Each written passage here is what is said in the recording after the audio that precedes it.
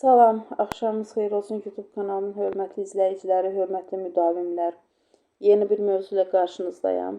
Əslində bununla bağlı mən məlumat YouTube kanalında yükləmişdim. Sonra texniki problemlər yarandı.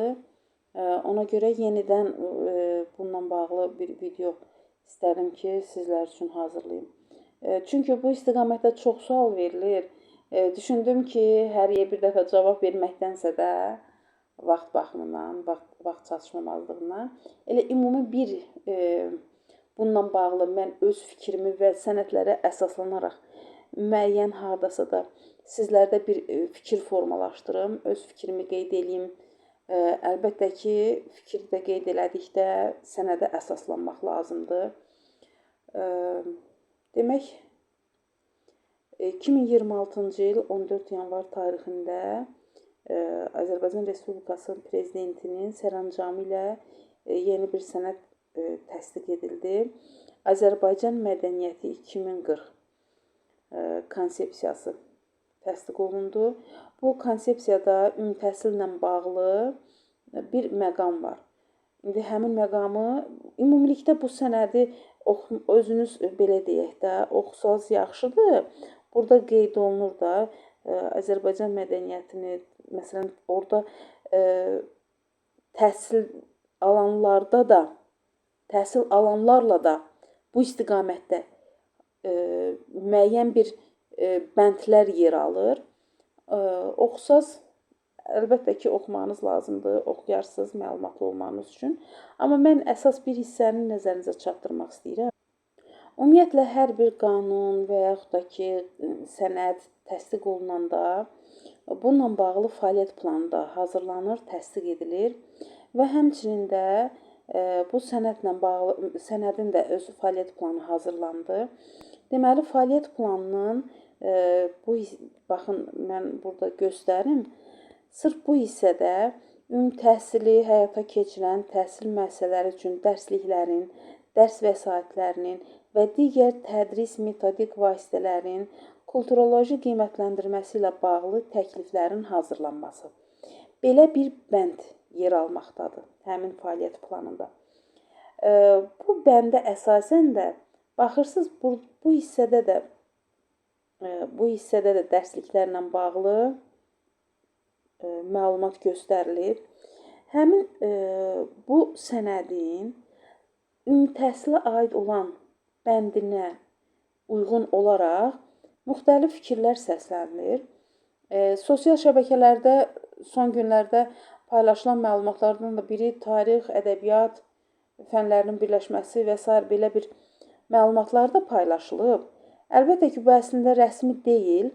Əlbəttə ki, dərsliklərlə bağlı hansısa dəyişikliklər olunacaq. Çünki burada fəaliyyət planında bu yer almaqdadır və əlbəttə ki, bu sərəncamı bu fəaliyyət planının tələbinə uyğun həmin bənd həyata keçirilməlidir. Ancaq hansı formada keçirilməlidir? Bu hələ rəsmi məlum deyil. Bunlar hələ müzakirə olunacaq, qərar qəbul olunacaq, nazirlik səviyyəsində təsdiq olunacaq, Nazirlər Kabineti səviyyəsində təsdiq olunacaq. Niyə Nazirlər Kabineti səviyyəsində deyirəm? Çünki əgər dərsliklə bağlı, fənlə bağlı hansısa bir dəyişiklik olacaqsa da, bu ümumi təhsilin dövlət standartları adlı sənəddə öz əksini tapmalıdır. Necə ki, illər əvvəl təbiət fənnini ilk dəfə 2020-ci ildə ümumi təhsilin dövlət standartları təsdiq olunanda təbiət fənnini ilk dəfə həmin sənəddə adını gördük. Və artıq orada o fənnin adını gördükdən sonra bildi ki, tam rəsmi formada təsdiq olundu ki, belə bir fən gəlir ümumi təhsilə. Və ondan sonra başlanıldı artıq təlimlərə cəlb olunmağa müəllimlər, hansı müəllimlər o fənni tədris edə bilər, həmin belə deyək, fən müəllimləri təlimlərə cəlb olundu. Təlimə cəlb olunan müəllimlər isə sonradan həmin təbiət fənnini tədris etməyə başladı. Bugünkü gün bilirsiniz ki, təbiət fənninin tərkibində həm biologiya ilə qarşılaşmaq olur, biologiyaya aid mövzularla, həm fizika, həm kimya, deməli fənlərin sintezidir ümumilikdə fənlərin sintezidir də bu fənlərin. Amma fizika fənni ləğv olundumu məktəblərdə? Xeyr. Və yaxud da biologiya fənni ləğv olundumu? Tamamilə, belə deyək də, tamamilə ləğv olundumu? Xeyr. Sadəcə olaraq özündə belə deyək də, bu fənləri özündə birləşdirən, gələcəkdə həmin fənlərə sanki bir hazırlıq kimi nəzərdə tutuldu.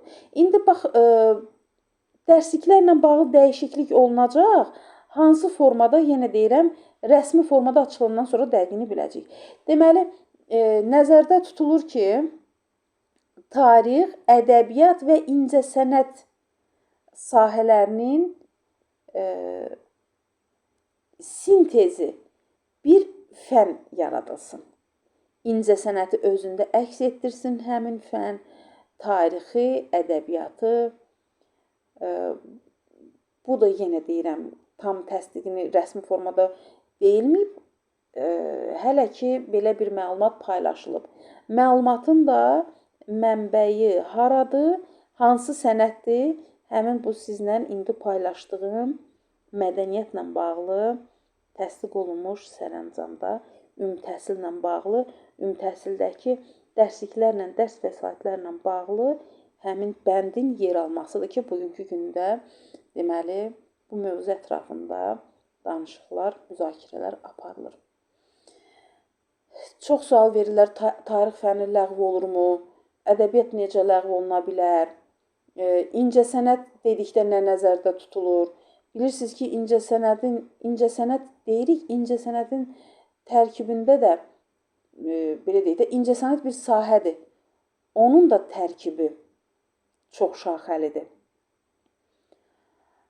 Belə, hələlik deməli, bu verilən suallarla bağlı mənim fikrim bu qədər. İnşallah, hansı dəyişiklik olursa olsun, təhsilimiz üçün xeyirli uğurlu olsun. Gecəniz xeyrə qalsın.